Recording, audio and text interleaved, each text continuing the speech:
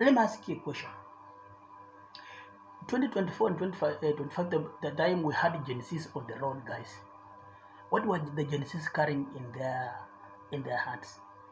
The most item number one, which they were carrying, despite that it was very risky and dangerous to move around with it, was a phone, a smartphone. Why were they carrying it? Were those smartphones off? No. All of those smartphones were live. Why were the smartphones live? Because Gen Zs are just come from the colleges, and most of them have the phobia, have the excitement of being wanting to go viral, and the urge, the interest, the feel of becoming popular. They will do anything so that they can go viral. Most of those the Gen Zs, half of them meant what they were doing, meant their business. Let me say a quarter meant their business. Another quarter were driven by the so-called blockers in those forums they are in those X's, in X groups and WhatsApp groups. And that's another quarter. The other quarter were goons, hooligans, who were paid to go and cause commotion and violence and massacre others and cause fear. And the remaining one quarter actually were those guys that their natural career is stealing. They were thieves. So as people are on the road moving and demonstrating, their plan was to break into the shops and loot everything dry. Get smartphones out, get computers out, get everything they could lay their hands on, and make a fortune out of it. How do you explain the massive shops which were looted and everything? So was that demonstration? So in that demonstration, each group had an objective. The group that were demonstrating had an objective which is around a quarter. The goons who were hired had an objective of creating fear. The blockers had an objective of running a narrative, and they were paid for the narratives. And those who were not paid, they got viewership, which increased their number of subscribers, and later increased their viewership, and they made money from the YouTube and from those TikTokers who were being given gifts.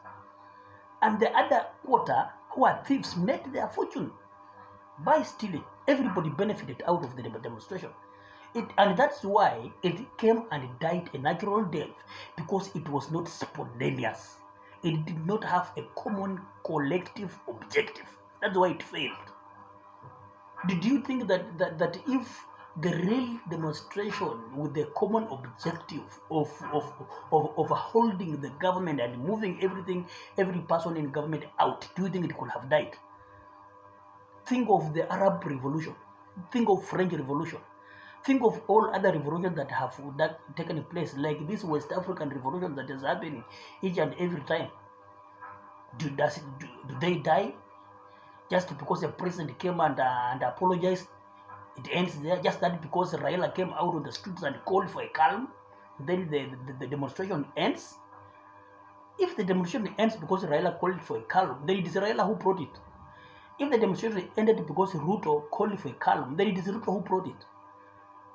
But if it was a natural revolution of overholding the government and creating accountability even into your own household, it could not have died. How many Gen Zs were murdered? How did it go? Now today, if another one is called, how many will die? Is Ruto out of the office? How many young Turks died during Moi regime, right away from 1992? The time from 1992 to 2002, before Moi came out of power, how many people died? And how many young people? Those days we had the Orengos. They were very young.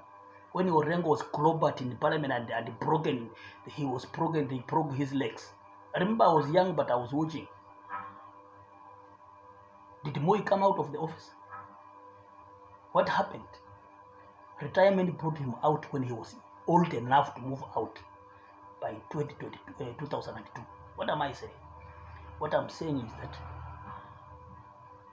we are not to that point to get him out of the office. Even if the blood is poured over 1,000. In 2007, how many people died to get Kibaki out of office? How many died? Before Kofi Annan came and tried to put things together, how many lives were lost? How many people lost properties? My mother died because of that.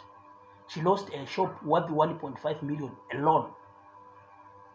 When the lot was really dry and she was not able to get the funding and the necessary way of doing down the loan, she broke into stress, developed complications. I lost my mother and I buried her. I was very young. From that time, I stayed alone up to today. I educated myself. I have moved like an orphan until now I'm old. Those are the effects of 2007. Did it bring Kibaki out of power? Never. He went for his 10 years dry. Here we are today. Guys, if you don't want to hear what I'm saying, if you cannot hear from me, then even if Jesus comes to tell you, you won't get it. Because you have your brain, you can think, you can make choices, and every choice has consequences, and every life has worth living. Anyway, guys, I like this. Just giving you a shot. This is Wanyela, and I call myself the Aviator Master, and I am the political analyst, a young guy who just came in,